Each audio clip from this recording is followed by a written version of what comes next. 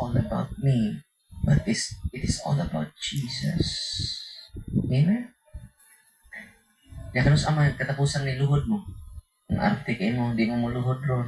Ninik-ana na ko sa Eucharist, di mo mangluhod, arte mo. Nga makubalan kung tuhod, Father. Tanawa ro ng ilang ludanan, Father, dagang abog, iho. Yaks. Nagitan kas abog, ay kalimot, ana. Ako, hangyo ko ninyo, mangluhod ng tanan. Way labot pare.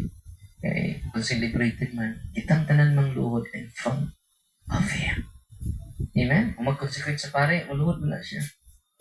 Yan naman, Filipos 2:10, mangluhod ang tanang binuhat sa Diyos. Isa'y mangluhod, na kung di ka maluhod, murag di ka binuhat siguro sa Diyos. Magduda na ta.